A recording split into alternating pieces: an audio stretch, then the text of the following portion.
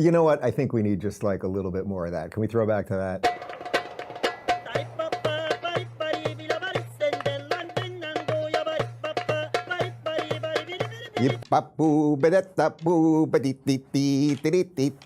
I'm Dave Rubin. This is the Rubin Report. It is January 15th, 2025, ladies and gentlemen. We are 5 days away from ending the national nightmare that is the geriatric man with dementia who brought us to the precipice of destruction and ushering in number 47, who also was number 45, Donald Trump. We will be there, by the way. I'll have more information probably tomorrow and on Friday on this. But yes, I will be at inauguration with the team. We've got the Rumble Studios in DC. We'll be on location at inauguration, doing a whole bunch of events, interviews, live streams. We'll hopefully do a show maybe from the grounds there, plus the studio one. We're figuring out all of that. There's a whole bunch of moving parts, but it's a very exciting time in America. There's a lot going on. There's a lot of bad stuff going on too. Everything happening in SoCal right now, of course.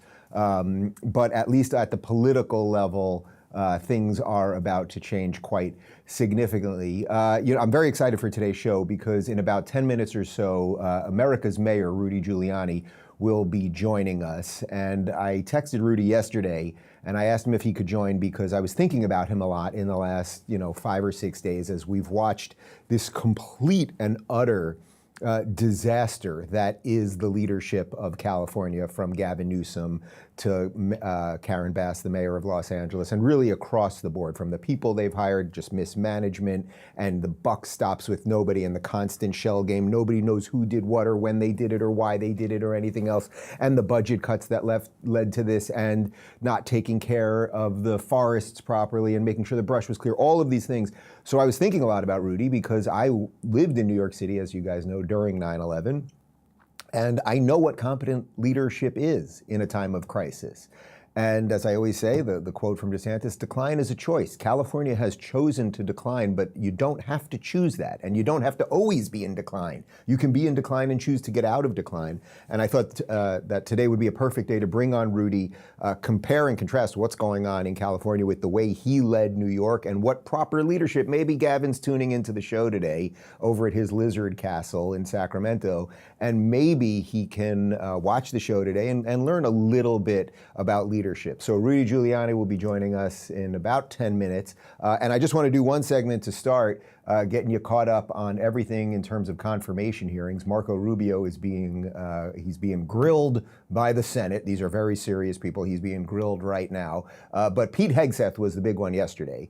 And first, let's a little compilation of some of the incredible, they happen to be mostly women, not all women, but what's a woman really? Democrat senators going after Pete. Here's a little compilation, take a look. By enforcing the Uniform Code of Military Justice, UCMJ, in addition to the sexual assault allegations, and by the way, the answer to my second question should have been yes. I have read multiple reports of your regularly being drunk at work, including by people who worked with you at Fox News.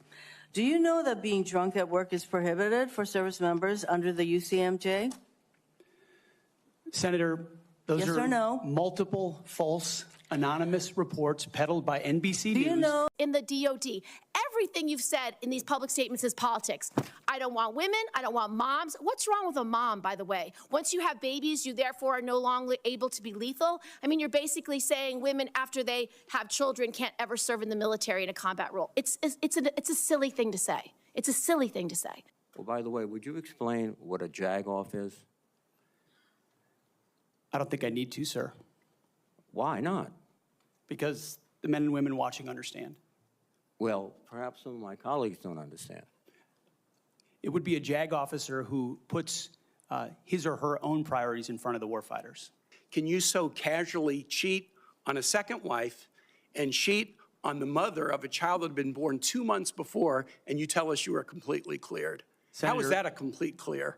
Senator, her child's name is Gwendolyn Hope Hegseth, and she's a child of God, and she's 7 years old. And she was, and you cheated on the mother of that child less than 2 months after that daughter was born, didn't you?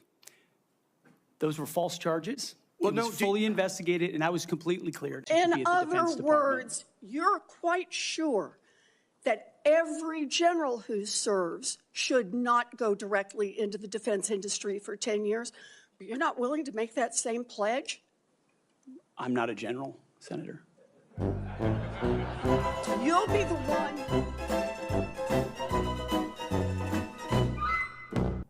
All right, so that's just a small selection of what happened yesterday. It already does look like Hegseth is going to be confirmed. We'll have more on that in just a second. But that really is a good summation of what this was. Hegseth is qualified. He is a good communicator. He's ready to go. You know, this nonsense, we are so past this nonsense about what people did in their personal lives years ago. No one's defending anyone that if anyone cheated or anything else. I'm not even talking about Hegseth here. Everyone's got skeletons in their closet. As long as you didn't do something highly illegal or something like that, that's not really what these confirmation hearings are supposed to be about. The confirmation hearings are supposed to be about, are you qualified for the job? What is your vision? And will you help execute the mission that the president lays out in front of you? That's really all this is supposed to be about. So you have these people, Tim Kaine, going on about the ex-wife, and it's like, dude, you were campaigning with the Democrats, with Kamala Harris's husband who cheated with the nanny, and Bill Clinton, who's a rapist, and like all of this stuff. Everyone's over that. The nonsense about him being an alcoholic, also there's just no evidence of it. I think something like 18 of his Fox News colleagues have all come out saying that they've been working with him for over a decade and they've never seen him drunk. I mentioned that a couple months ago I was doing Gutfeld one night in New York City, and I was having dinner right next door to the studios at Del Frisco's, and I saw Pete sitting at the bar. He was sitting alone at the bar eating dinner, and I walked up to him. We chatted for a few minutes, and I offered to buy him a drink, and he's like, "Oh, I'm not drinking right now." And it's like, how many people that are raging alcoholics would sit at a bar and not drink, right? Like, of course that's anecdotal, but like, you get it. So everything they're doing is just for the show. It's nonsense. It's going, there's a beautiful moment there where he turns on Elizabeth Warren, who's just terrible. But if we haven't illustrated the sort of harpiness and hysterics enough, here's a 12 or so second compilation that I think kind of nailed it. Our veterans organizations that will help our veterans get every damn thing that they deserve because they signed on the dotted line to keep us safe. A meme is worth 1,000 words. That really does illustrate something. Like, I think this is the part that we're all kind of getting over. We want competent people in government. Do you think Pete Hegseth is competent and qualified or not? And we're over the theatrics. We're over the attacks. Like, you only have to think back to, gosh, it's 6 years ago already, which is kind of nuts. It's almost over 6 years ago when they were trying to confirm Brett Kavanaugh for the Supreme Court as the Supreme Court Justice. And if you remember, he was the biggest serial rapist of all time, and he hates women, and and all of these things. And it was all just absolute nonsense. And I think Hegseth is a real threat to them because of two things. It's the competency and the ability to communicate, right? This is a TV host who can communicate. He can look in the camera, and he can stand in front of the microphone and actually say something in a way that people are going to respond to. Do we have an example of that?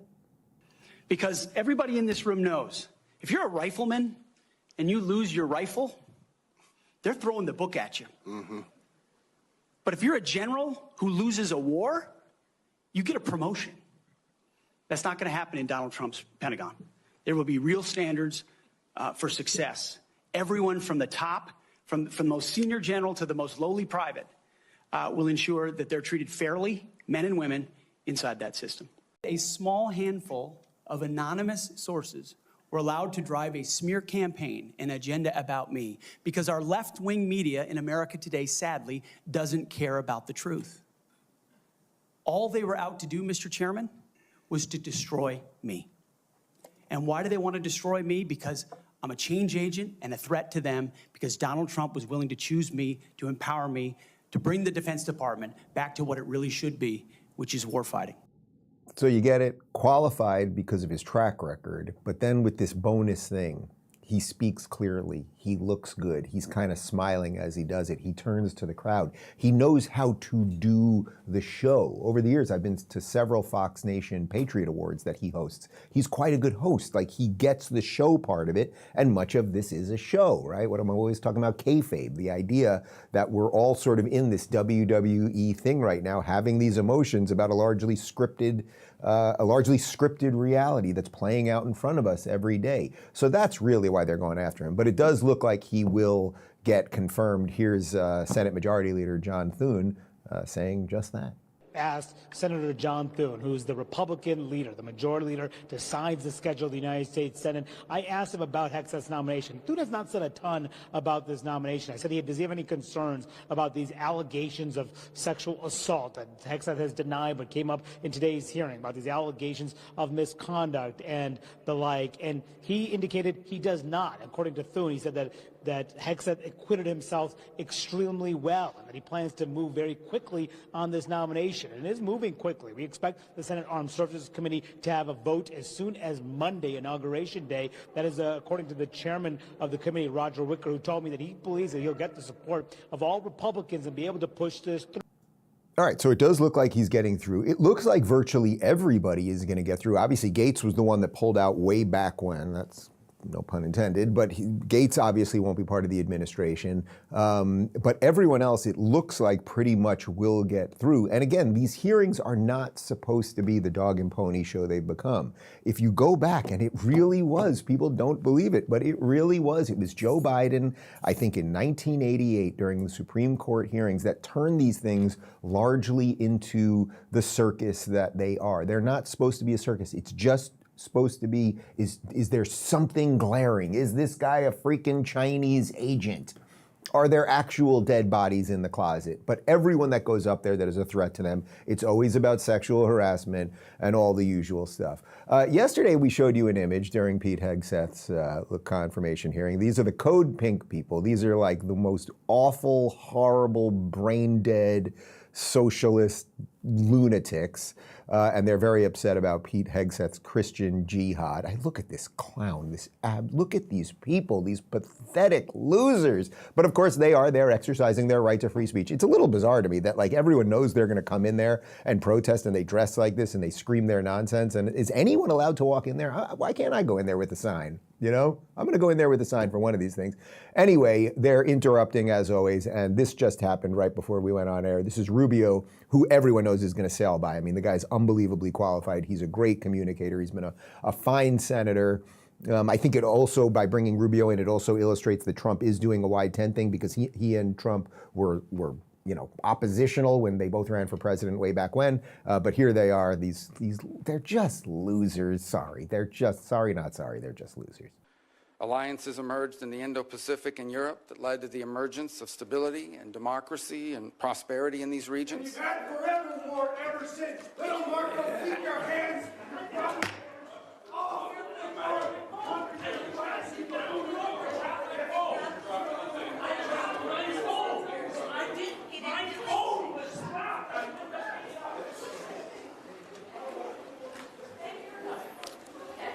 Back to order. The reason I'm showing you that is these things are going to continue to happen. But I think as America levels up, which is what's going to happen. It's like on the horizon now, about 5 days away. As we level up and we get more competent governance and we bring in better people to fix the institutions and we get rid of some of the departments and all of these things. And as the mainstream media crumbles, like there's so many things happening at once right now, right? We're in this actual state of renewal, I would say. We're absolutely in a state of flux, but we're in this incredible state of opportunity. What we're going to have to realize is, no one's saying these people can't protest and, you shouldn't really be, you can't really use your speech to stifle someone else's speech. I don't know the exact mechanism that they have in there to take people out and everything else. But I think people are just largely over this nonsense, right? This like childish group, and almost in every case, they are these wackadoodle progressives who just want to scream and ruin everything. These are the same people who are out there with Antifa burning down cities. They're the same people out there with Hamas and Hezbollah flags threatening people and closing bridges. And I think we're all just kind of over it. And I think the more that we all kind of embrace that, like we're just over it with you people, the more that they will go away. And that will be one of the many strengths of this new cultural moment that we're coming into. I do want to get to one other thing real quick before we bring on America's mayor, because there's some other good news, and this is all the Trump effect. Remember the Trump effect. It's this idea that just by the force of Donald Trump becoming president, we're seeing things get better across verticals right now. Check this out from NBC News. The Food and Drug Administration said Wednesday it's banning the use of Red No. 3, a synthetic dye that gives food and drinks their bright red cherry color, but has been linked to cancer in animals. The dye is still used in thousands of foods, including candy, cereals, cherries and fruit cocktails, and strawberry-flavored milkshakes, according to the Center for Science and Public Interest, a food safety advocacy group that petitioned the agency in 2022 to end its use. The FDA's decision marks a victory for consumer advocacy groups and some U.S. lawmakers who have long urged the FDA to revoke the additive's approval, citing ample evidence that its use in beverages, dietary supplements, cereals, and candies may cause cancer, as well as affect children's behavior. At long last, the FDA is ending the regulatory paradox of Red 3 being illegal for use in lipstick, but perfectly legal to feed children in the form of candy, said Dr. Peter Lorre, president of the CSPI.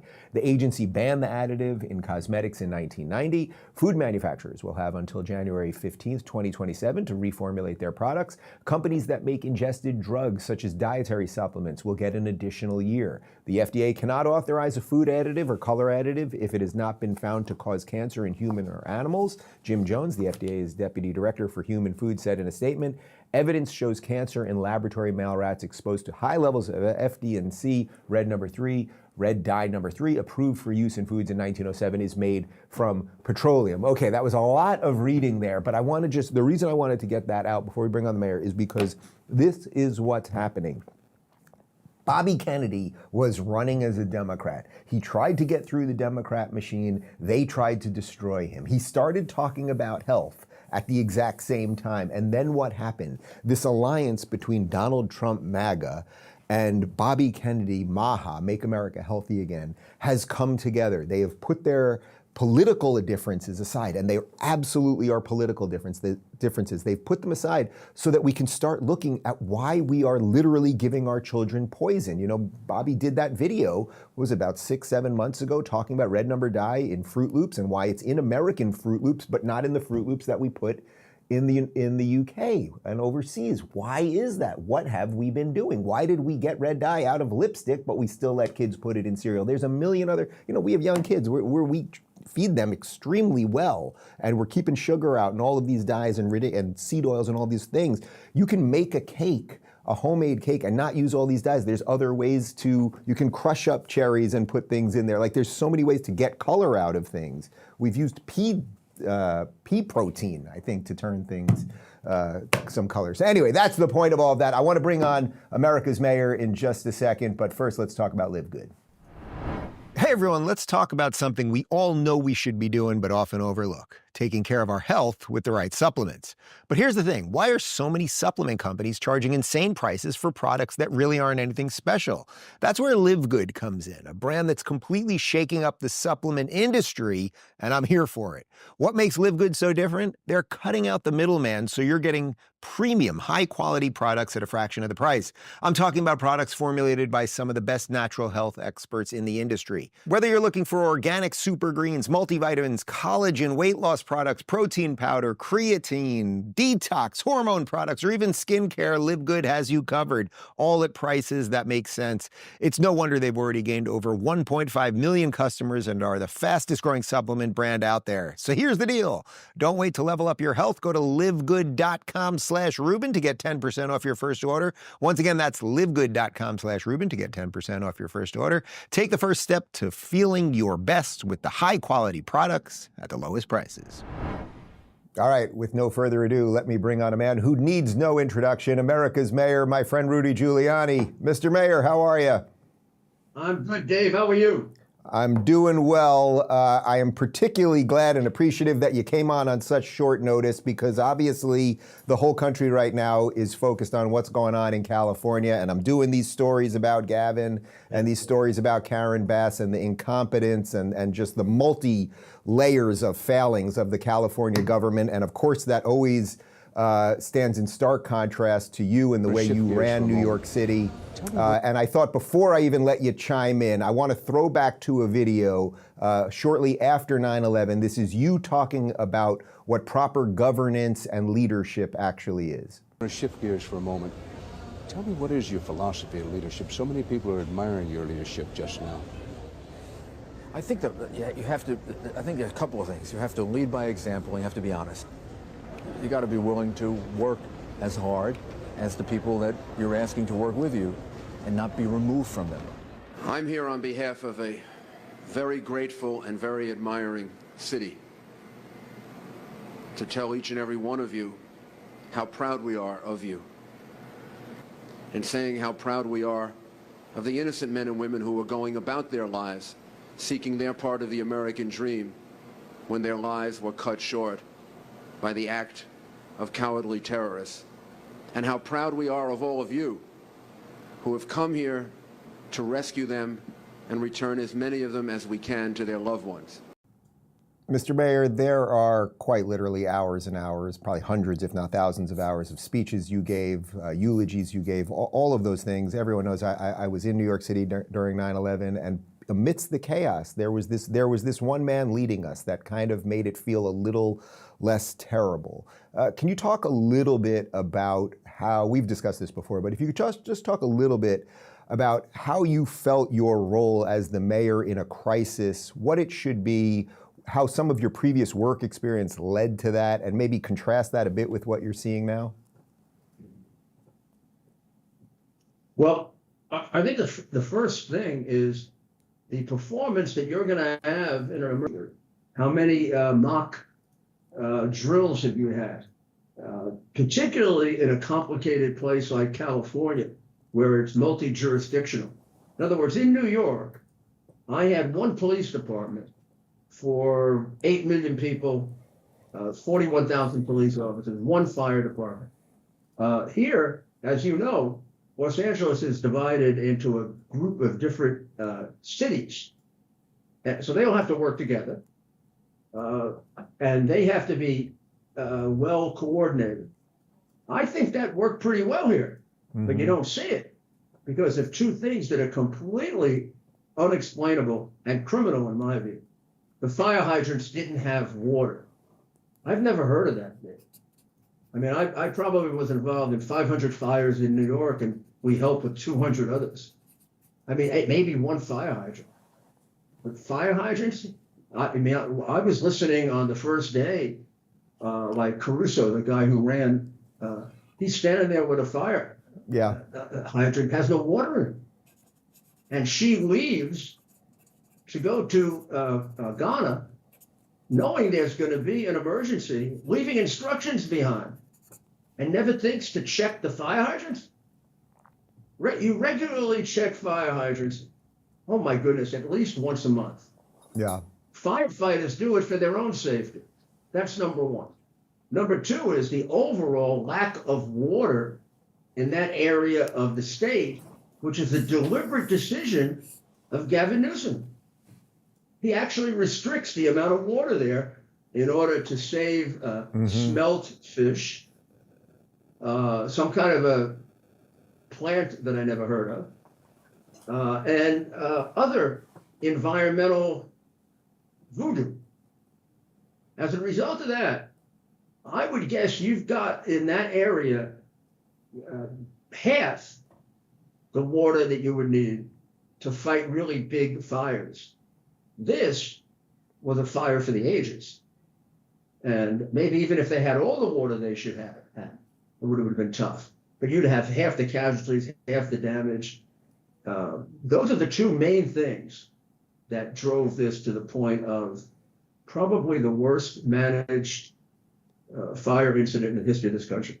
Yeah, I do want to mention to everybody, we're having a little trouble with your video feed, so there's a still image up right now, but we're working on that. But let me just throw to a video that addresses exactly one of the two things you just mentioned there regarding the hydrants and the reservoirs and how they were cutting water. Here's Gavin Newsom basically blaming Elon and Trump for misinformation as it pertains to the reservoir, and then we'll show you the truth. What's not, I think, helpful or beneficial is this string of consciousness, these wild-eyed fantasies that somehow the state water project, we have reservoirs that are at or near historic highs, full, completely full, that somehow there's a magical spigot in California, in Northern California, that just can be turned on and all of a sudden there'll be rain or water flowing everywhere.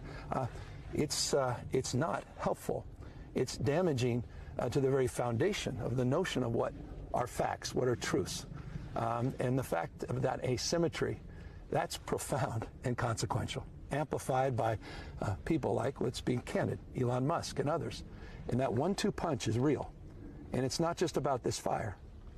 As our hurricane force winds of mis and disinformation that can divide a country on a myriad of issues, this is serious. Okay, so while he's blaming Trump and Elon for misinformation, he's actually sharing misinformation right there, because check out this community note, which was put on that very video right there via CBS News.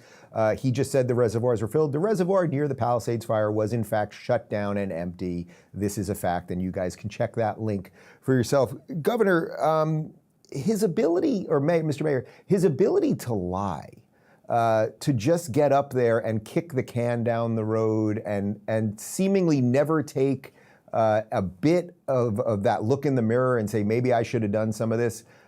It's staggering, isn't it? Yeah, it takes your breath away, particularly in the light of an emergency this big. We're used to politicians lying.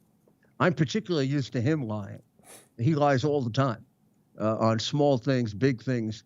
But there's a certain something that happens to you if you're a person of conscience when something bigger than you happens, like 9/11, for example. And you realize no politics.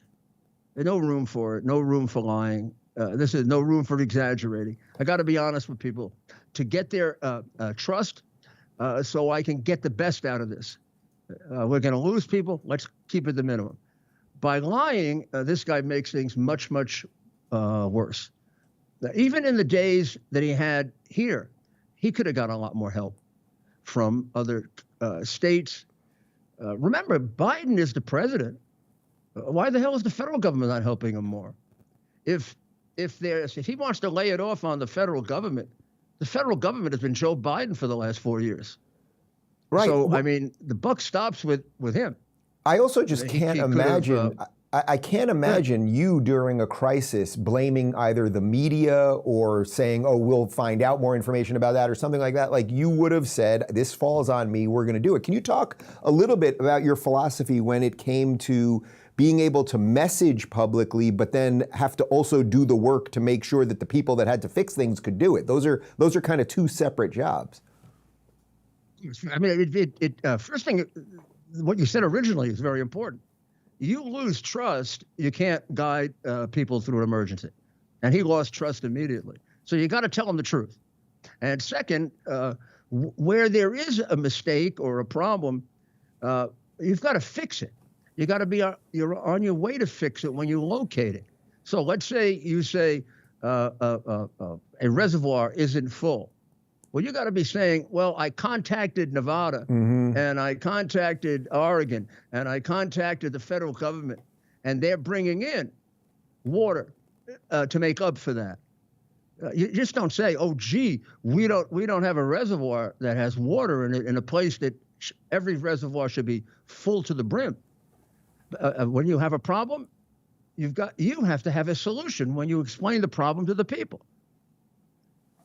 How did you decide, okay, I have to be able to message that properly and be honest with the people, but I also have to do the work of making sure that the proper people are doing the proper jobs? Those seem like two different things. There's one which is comforting people and communicating, and then there's one actually doing the work to make sure that, you know, the fire hydrants are filled, the reservoirs are filled, whatever you had to deal with, making sure that police and first responders during 9/11 were able to do their work. Well, you have to work 36 hours a day. I mean, you have to stretch the day. Yeah. You also have to have a very good staff. You're going to look, I mean, I would often say, when people would praise me, I would say, gee, you know, I'm standing on the shoulder of giants here. I mean, I know that my people were superb. I knew what I could get out of them. I knew if I told them, look, you got to take care of the traffic routes because the ambulances are having a hard time getting in. When I got in front of a camera 2 hours later, Rudy Washington was getting that done. Yeah. I didn't even have to go back and ask. So it does mean having a very, very large group, a team that's worked with each other, trusts each other, and really works. I mean, really, unfortunately, a lot of our governments, and I will say progressive democratic governments, are made up of people who don't do any work. They're foolish dreamers, and the practicality of government just means nothing to them. So you don't have. I look at California government. I look at the Los Angeles government, and because of lack of leadership, it doesn't perform. So lack of It would need a leadership. complete. Well, lack of leadership, and you leadership also means picking good people, training them, rewarding them on merit, not DEI. I can't imagine what damage DEI did to the fire department. My goodness. Yeah, there's just no doubt. You have finite time and resources, and if you start caring about skin color or sexuality, you are degrading the service. It's as simple as that. You mentioned the federal aid, and I wanted to show you this video. I thought this was interesting. Kevin O'Leary of Shark Tank is basically now saying that California should not get any federal aid until they get rid of Newsom and Bass. Give me 30 seconds. And Bass. I think every taxpayer in America, including those in California, would like to tie this aid to removing Newsom and Bass. Now, gone. Part of the deal would be, and I know Trump likes new ideas, here's one, not a dime until those two are whacked from their jobs immediately. They are so incompetent, and all of the decisions they've made led to this, and they're still making mistakes. They're horrific managers. Whack them. What do you make of that, Mr. Mayor? I mean, tying aid to getting rid of them. There's something nice about it. I don't want to punish the people who, even if you voted for them, I don't want you to be punished in a time of disaster. But there's something there. There is. It's absolutely right. Probably it's the difference between business and government, right? They are elected officials. There is a process to remove them. I don't think extortion is a way to do it. This sounds like Biden and the first thing that revealed his criminality. You won't get the $1 billion unless you get rid of the prosecutor. The reality is, for better or worse, you got to work with them for the good of the people of California, and put the emphasis on people remembering this and people. I mean, why not do a recall on him? It worked with. Wasn't it Governor Gray? Gray. Yeah, it was. I forgot his name. Gray Davis. He got recalled. Yeah. And that was over budget balance. This is much worse than that. I mean, this is life and death. Yeah. Well, they tried to recall him once. It didn't work, unfortunately. Yeah. He has proved himself to be a dangerous public official, a man who costs lives because of his, whatever you want to say, incompetence, ideology, combination of both, lack of character. But I don't know what they all are. I know the end result is people died that shouldn't have died. If you had a reasonably competent, common sense governor of either party or any party. Let me ask you one other thing about competent governance, and then I want to just, we'll do a couple other segments together on some of the other things happening in the world as it relates to the Trump effect. But, going from California to New York for a moment, the city that you still live in, obviously between the amount of crime on the subway now and the sanctuary city stuff and all of the images, people literally, a woman being burned alive on the subway, all of the things that everyone's seeing now. Every day on Twitter, I see the rumors that they'd love Rudy to be the mayor again. Any chance?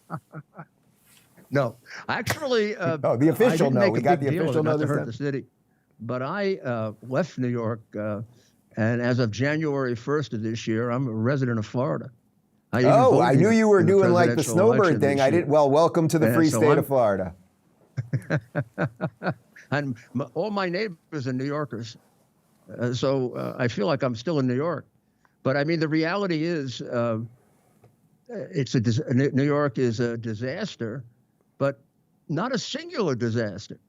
It fits in with a large group of what I would say older American cities with long-term Democrat corrupt management that are falling apart in one way or another. The common denominator being a massive amount of crime.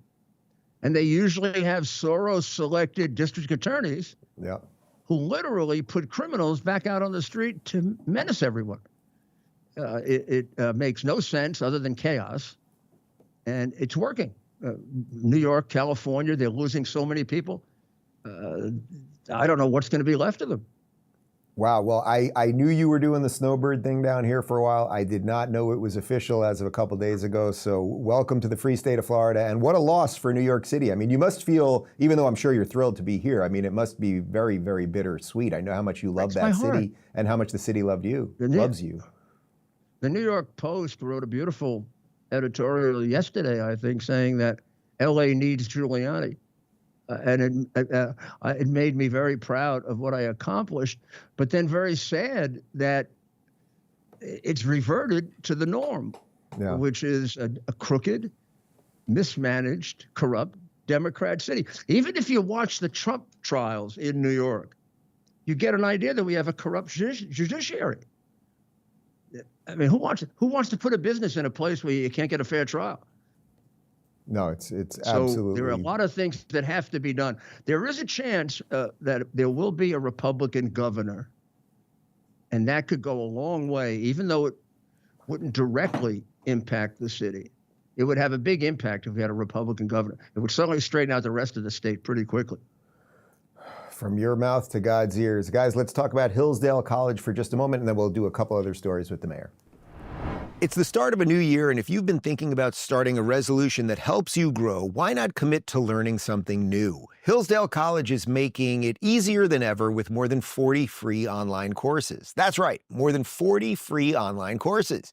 You can dive into topics like the works of C.S. Lewis, the stories in the book of Genesis, the meaning of the U.S. Constitution, the rise and fall of the Roman Republic, or the history of the ancient Christian church, all with Hillsdale College's free online courses. Personally, I'm loving Hillsdale's course, Constitution 101, the meaning and history of the Constitution. You'll learn about the political theory behind the American founding and how it's been challenged throughout history. You'll even hear directly from Hillsdale's president, Larry Arnn, and their top-notch faculty as they guide you through topics like the natural rights theory of the founding, the Declaration and Constitution, the Civil War crisis, the progressive rejection of the founding, and the nature and form of modern liberalism. The best part, the course is self-paced, so you can start anytime, anywhere. So what are you waiting for? Head right now over to hillsdale.edu/Dave to enroll. There's no cost and it's super easy to get started. That's hillsdale.edu/Dave to enroll for free. Make this year the year you learn something new.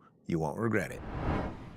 All right, so with 5 days from 45 becoming 47, we've been talking a lot about the Trump effect here and that the world does seem to be reordering itself before he's even sworn in again. I'd love to get the mayor's take on this. Check this out from Bricks News. Just in, Greenland's prime minister says he's ready to negotiate with U.S. President-elect Trump about the future of the Arctic territory. And before I have the mayor chime in, I want you to check out this video of Chamath Palihapitiya over on the All In podcast talking about why Greenland as an American, let's say, subsidiary might be worthwhile.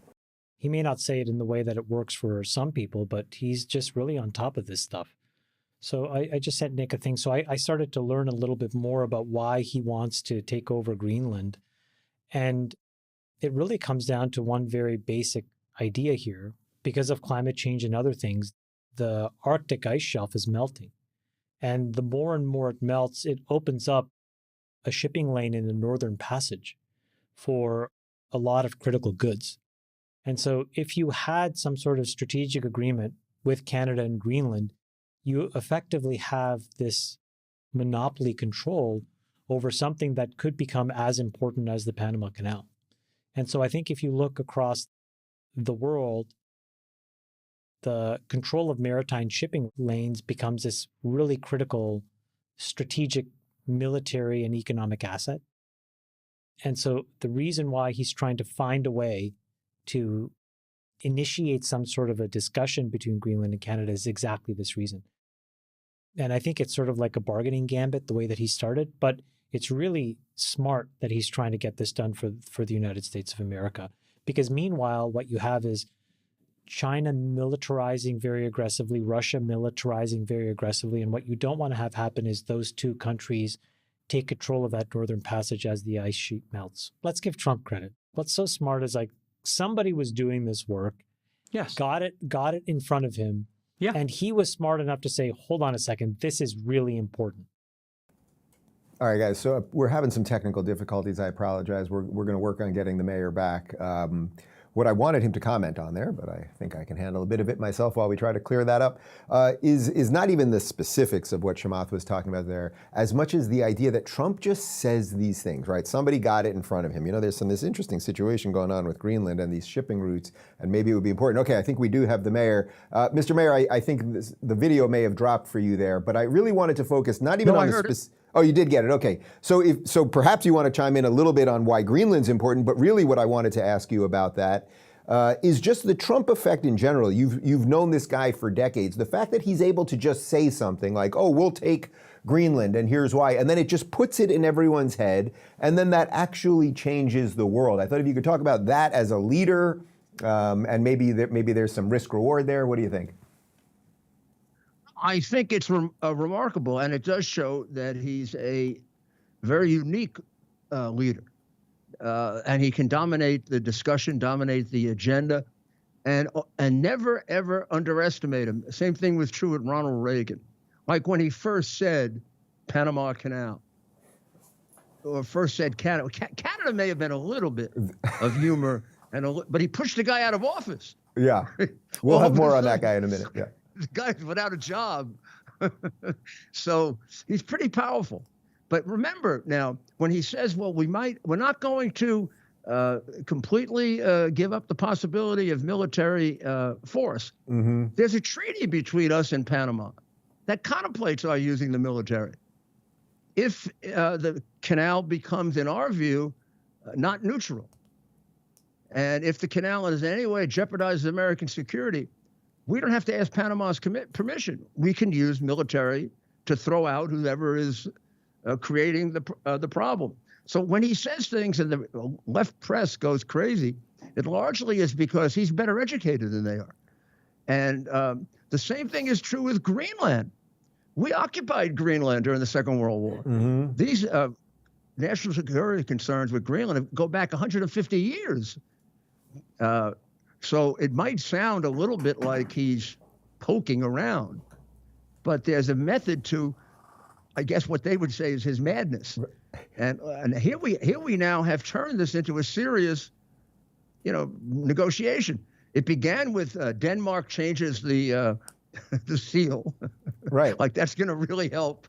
They changed the seal of Denmark and Greenland. That's going to really keep the Russians away and the Chinese.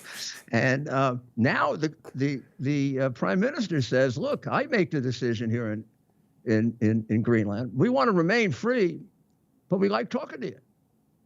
So I would imagine as his lawyer, every now and again, some of the over-the-top commentary probably caused a few hairs to fall out, but as a net good, I think. Yes, I had a full head of hair. Yeah.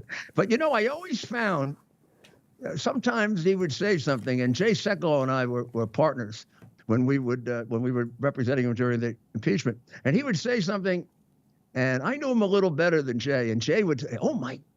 I would say, I bet if we just calm down, there's something to this. And then we would, and there was.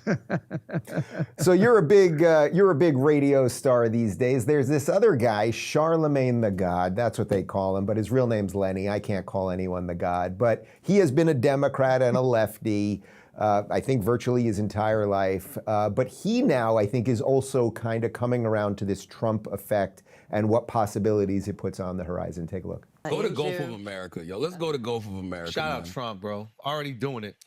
Let's hear this. Why has it ever been a Gulf of Mexico? Oh my God. Let's hear it. I don't even know why this is a thing, but it doesn't. I don't know enough about it for it to bother me. And if you're an American, in your mind, you're like, yeah, why isn't it the Gulf of America? I don't know. I don't know why it's a thing. Donald Trump shows me what is politically possible. Donald Trump says what he wants to say, does what he wants to do. Doesn't matter if it sounds ridiculous. Doesn't matter if it makes any sense. Doesn't matter if it sounds logical. He really moves to the beat of his own drum. And I told y'all this before, the language of politics is dead, and he killed it.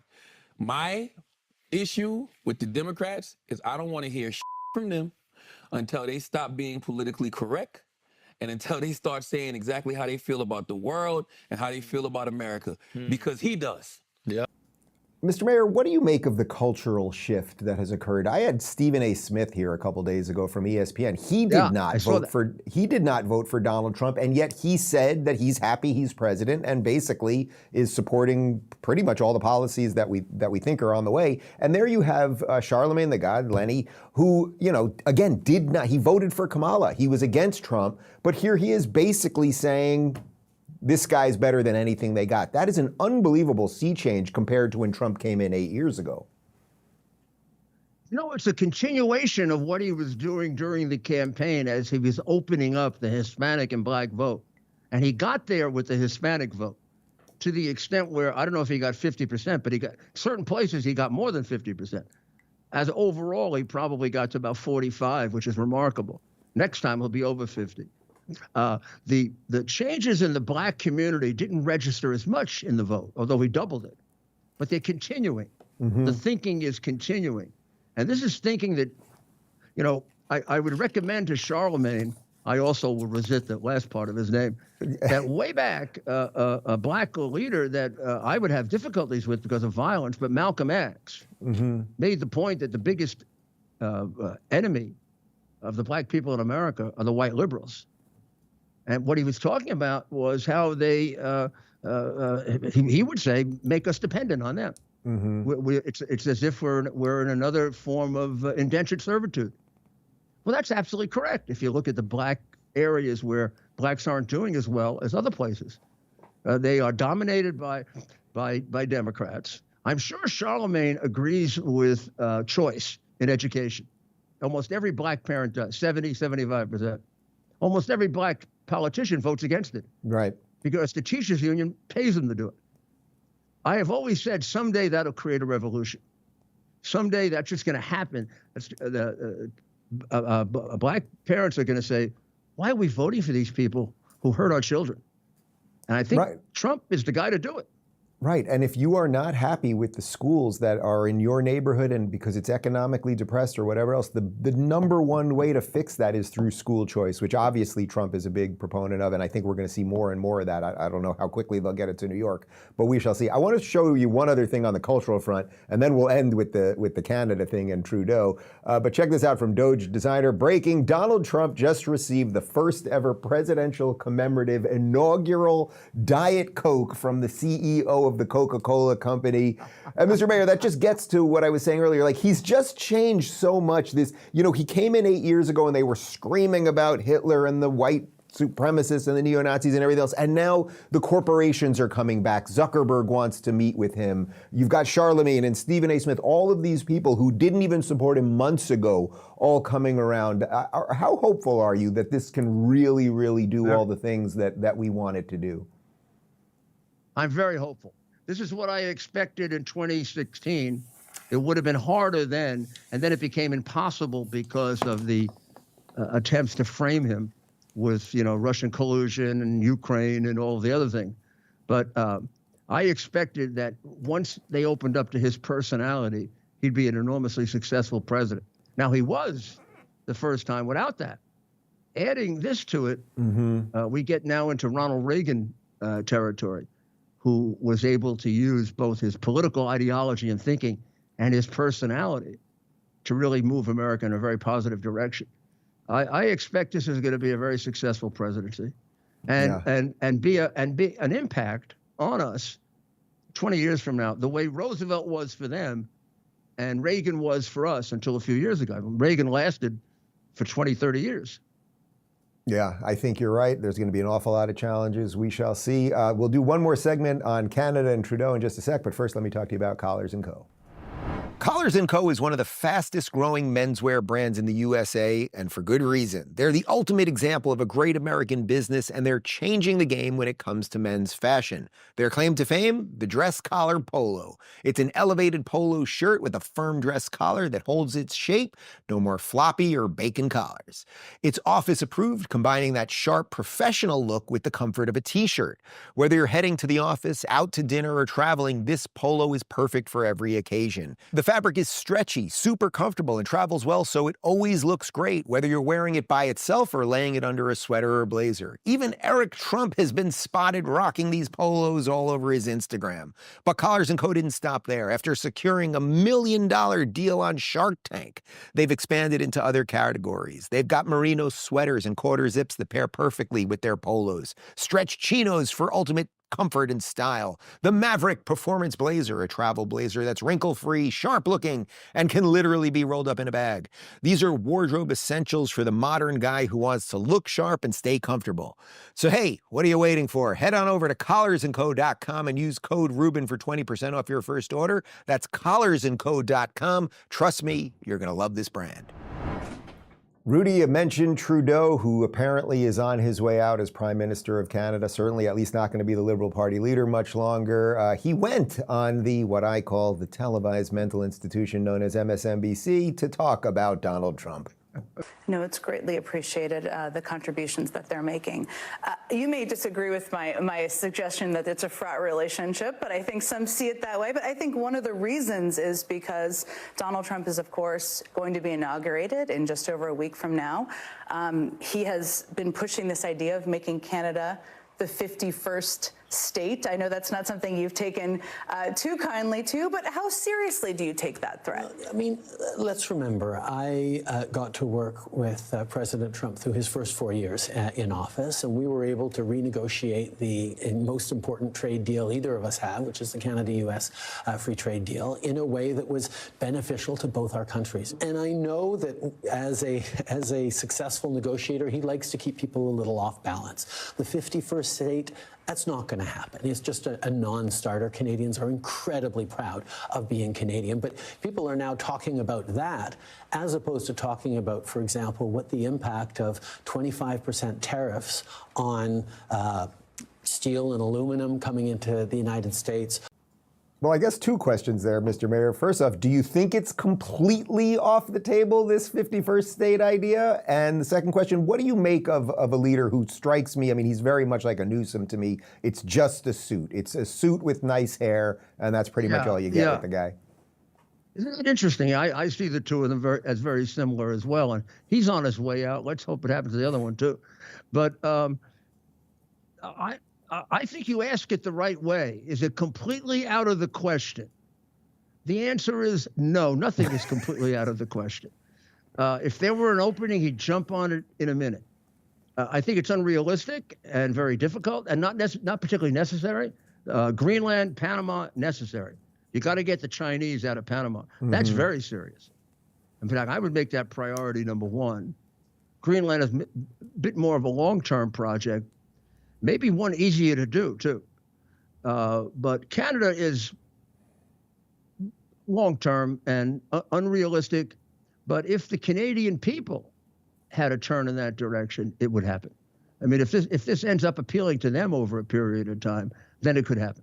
Right, and that's the exact Trump effect we've been talking about. I want to finish up with one other video of Trudeau, because this combines sort of this Trump effect we're talking about, and then also social media, censorship, and so much of the other misinformation nonsense we've been dealing with. Take a look. The struggle that you were having domestically, your disapproval rating, had to do with, as I understand it, discontent with your government because of high inflation and the economy, and also because of immigration policies. Those are also issues that the left-wing party in this country has faced a lot of disapproval of and just lost an election over. It seems like voters in both of these, liberal democracies are sending a message to left-wing parties, liberal parties. We don't like how you're doing the economy when it comes to inflation. We don't like how you're doing immigration. There are a lot of feelings involved. I mean, if you look at the actual numbers, inflation in Canada was lower, came down quicker. Our economy bounced back faster after the pandemic than anyone else's, including the United States. We're projected to grow faster than the United States and all other G7 countries next year. Our economy is doing very well. That's what it is. But when you get I was going to say conflagration, but at least an intersection of both right-wing policy, right-wing attacks and social media, you end up with a lot of misinformation, disinformation, and responsible governments have to stay focused on the policies that are making a difference, and that's what we've been doing. Mr. Mayor, the reason I wanted to show you that clip is because everyone knows that you were the one that got the Hunter Biden laptop. You were leading the story, trying to tell people what happens. We don't have to rehash what Twitter and the government did and that you couldn't share the New York Post story and everything else. But it's left-wing censorship that did this. It's left-wing attacks that denied the truth and called the rest of us Nazis and all of these things. And maybe we could end the show with you just briefly explaining what your situation is right now, because you're going through an awful lot. I'm thrilled to hear you're here in Florida, and you know I'll always help you as I can. But where are you at with all of this? Because it's not right-wing attacks that created this chaos. It's left-wing attacks, and it's at your doorstep. 100%. And when I heard that before, that pretty much was the whole Biden approach, right? There is no inflation. The economy is wonderful. Right. The border is secure. And meanwhile, the people are seeing reality. And they are actually doing a better job of converting them to us than we are by reality hitting them in the face, hitting people in the face. As far as I'm concerned, we're going through the remaining vestiges of lawfare. I have a judge in the District of Columbia who put more J6 people in jail than anyone, Judge Howell, who actually got annoyed that the judges weren't giving large enough sentences. And she is held me in contempt, and she wants me to recite a statement that she's going to write for me. Good. That is so offensive to the First Amendment. I never heard of that before. But that's how far they have gone. I think we're going to ultimately win all these cases, or get them settled. But it's going to take a while. And I've been through hell. You're absolutely right. Except I'm sustained by the fact that other people have been through worse. And I do mention the J6 people because I'm in that court a lot because of my case with the 148 million and all. And this will go down in history as worse than the Japanese internment, what they did to those people. That's not to say there weren't some bad ones, but there were mostly good ones. And the bad ones were disproportionately punished. I mean, we punish people for hitting a cop, and we should, but we don't hold them without bail, and we don't put them in a substandard style prison, and we don't put them in jail for 5 years. In New York, in fact, we don't put them in jail at all. So, and then you have an awful lot of these people. You know, only something like 78 of the 1,000, or maybe 120 of the 1,000 involve violence. Most of these were not violent. Most of those people are not guilty of touching a cop. So yes, you should do it case by case, but once you see it's not violent, let them out. And then the violent ones, take a look at. They may have already served 3 times more than anybody else for a similar violent offense. But they were certainly denied due process, every single one of them. The judges on the D.C. court should be investigated for having become something other than American judges and entered into a kind of insane zeal about an event that never really happened. Even when people say, like, insurrection. Just the other day, one of those crazy reporters on one of those crazy networks said that this was like World War II. Yeah. Oh, it was Sonny Hostin on The View said it. Yeah. You got to be living on another planet to say that. But then for a judge to convert that into legal action, well, that's a destruction of the Constitution. And that was probably the worst thing that happened, except maybe the things they did to the president to try to prevent him from being president. But those people have been real martyrs, many of them completely innocent. Well, Mr. Mayor, it's that kind of grace and humility and selflessness that made me very proud to be a New Yorker when you were mayor, and I'm even happier that you are now here in the free state of Florida. So next time, let's do this in person. And I thank you for your time, as always. We'll come down. See you. Look at the smile. You see what happens? Look at the smile when people move down to Florida. It's incredible. That's what happens. He's got all the legal troubles, but the man's still smiling. Love you, Rudy. Thank you for your time. That's right. Take care. Same here, Dave. All right, guys, we are not going to have a post-game show today because I'm on Piers Morgan. I can actually hear them ringing all the way across the pond in Europe right now. So no post-game show today. I'm on Piers Morgan, Newsom, Florida, probably some Middle East stuff and a bunch more. Stay tuned for that. We'll put some stuff on our channel. And if you haven't seen it yet, the full episode with Stephen A. Smith is up right now. Okay, thank you for watching. Goodbye. Abu Bakr al-Baghdadi is dead. So you said you went to Delaware State, but you forgot the name of your college. You didn't go to Delaware State. You graduated either the lowest or almost the lowest in your class. Don't ever use the word smart with me. Getting a good picture, everybody, so we look nice and handsome and thin. Beautiful. Perfect.